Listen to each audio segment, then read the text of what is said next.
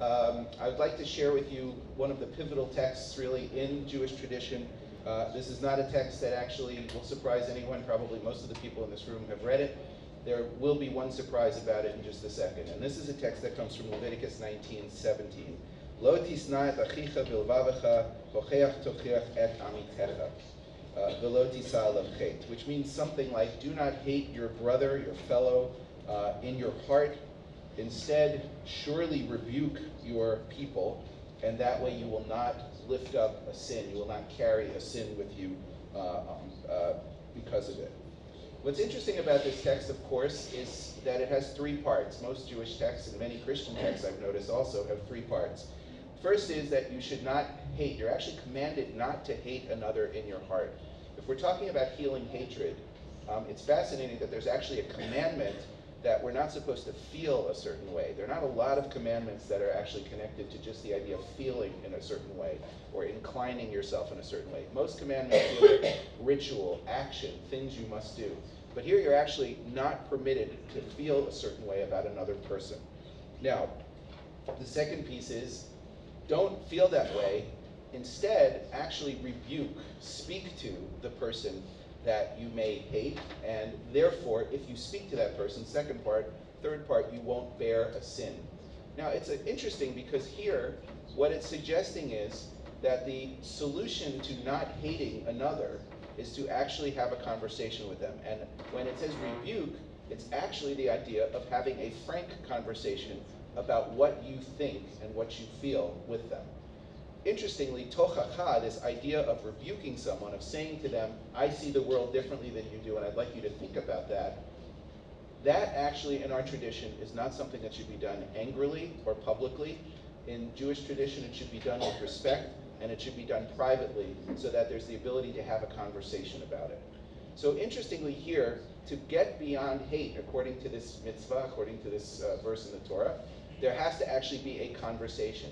And rebuke is not the sort of sit down and be friendly kind of conversation we might always think of as the best kind of dialogue. But I think it's an interesting point because what rebuke means is that you must, in your heart, figure out what you stand for and then be able to share it with another in a way that may be difficult. Rebuke is not an easy thing to do, and it's not a welcome thing in most cases.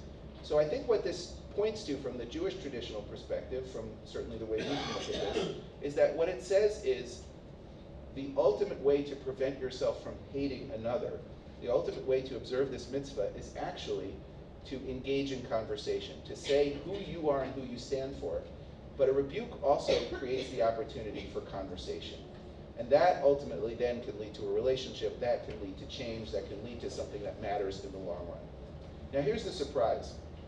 If you look in the New Testament and you look in the Hadith, in Islamic tradition, there are actually completely parallel mitzvot, I would call them, but completely parallel statements that one should not hate one's brother, one's sister in one's heart.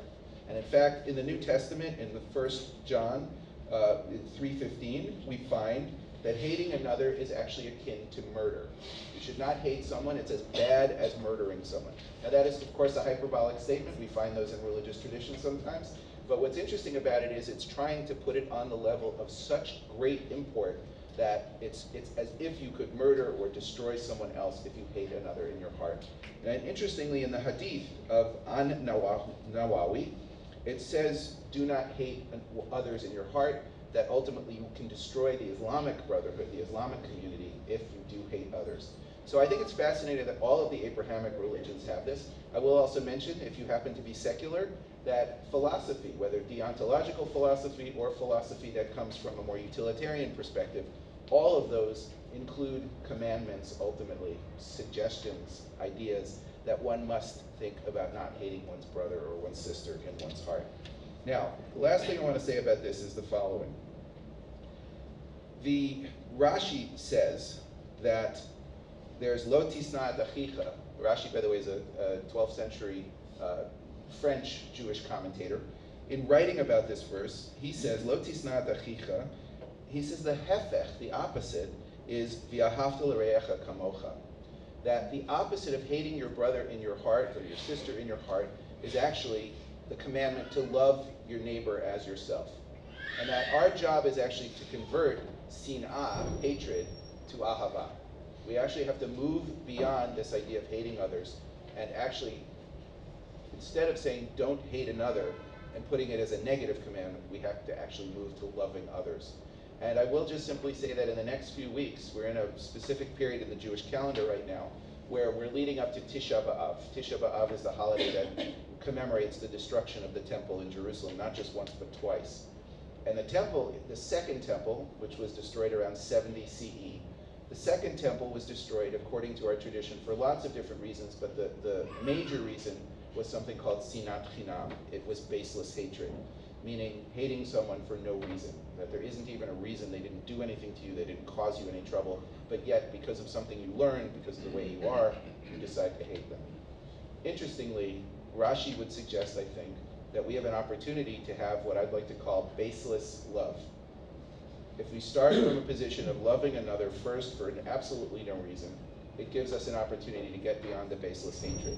And what I'm so proud of to be part of this conference, and what I'm so proud of in seeing what everyone here has brought from all over the world, is that this has given us an opportunity to do what I think is the most important mitzvah, which is to love our neighbors as ourselves, to participate in baseless love, and to try to move away from some of the hatreds that all human beings, unfortunately, come into the world with. So I wish you good luck on that project. I thank you very much for being with us. And again, thank you to everyone who's made this such a wonderful conference. Thank you very much.